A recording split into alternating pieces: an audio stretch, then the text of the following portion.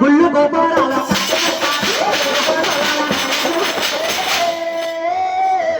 గుళ్ళు గోపారాల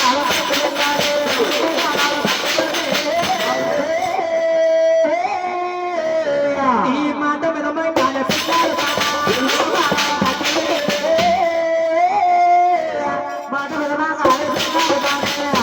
ఏమంటావు అక్క? అక్క ఓ సంతే కదరా తమ్ముడా, అంతే అక్క. తెల్లకాయలు తెచ్చుకురా తమ్ముడా. అయ్యి బాబా అంత మాట అనేసి వేటక్క. మన ఇద్దరికి ఇక్కడ వచ్చేస్తుంది అక్క. ఎప్పుడెప్పుడు వచ్చేస్తుంది? చాలా దూరం వెళ్ళాం. మొన్న చూస్తేనేమో కర్ణాటక వెళ్ళాం. అవును, అక్కడ కూడా మన ఇద్దరు వెళ్ళిపోయాం అక్క. బాపట్లో కూడా ఇడిపోయారు కాదు, ఎక్కడ జవాళ్ళు. అవునా అక్క? తెల్లకాగి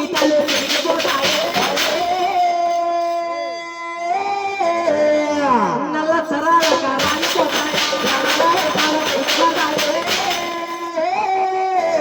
నల్ల చరాల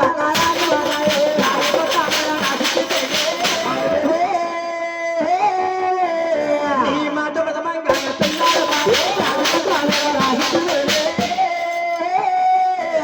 మాట విధమంగా అదేటక్క వెనకెళ్ళిపోయా. ఎక్కడ ఏమేం చేశానక్క?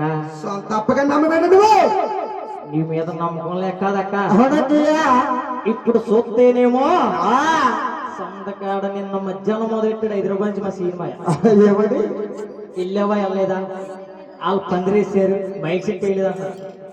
వీళ్ళందరూ కూడా అలిసిపోయి ఉన్నారు అక్క. అదిలిపోయి ఉన్నారు, అల్లిపోయి ఉన్నారు అక్క. అక్క ఇప్పుడు ఇంటికి వెళ్ళి బ్రష్ అయిపోయినా కానీ 4 ఇడ్లీ తినేసి మంచం ఎక్కి పడుకుంటే అక్క ఏ కొద్దిడి అయిందా కూడా ఎక్కుతారో లేరో నాకు తెలియదు అక్క. అందుకని ఏదో రాగి పట్ట మీద రాసి పెట్టి ఇచ్చినట్లయితే చిన్న పెట్లో దాచుకుందామని నాసుకు అడిగాను అంతే అక్క. మీ మీద నమ్మకోలేక కదక్క.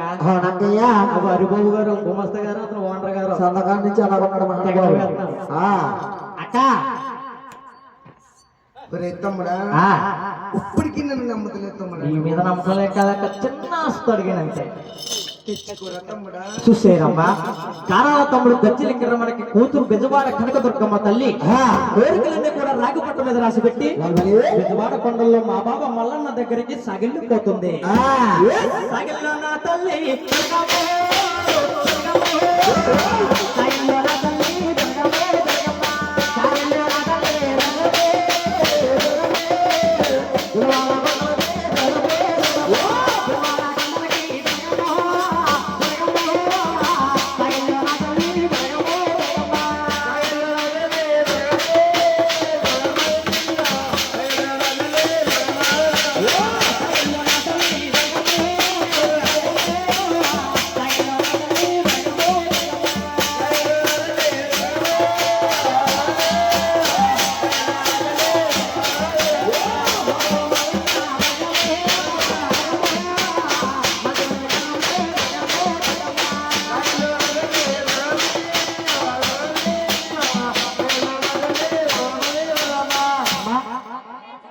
అమ్మవారు లోపలికి వెళ్ళిపోతుంది కాబట్టి సందకాడ మేము వచ్చేటప్పుడు అందరూ కూడా గురువు గారు ఏ విధంగా మిమ్మల్ని దీవించారో అదే విధంగా మిమ్మల్ని అందరిని కూడా గురువు గారు చక్కగా దీవిస్తారు.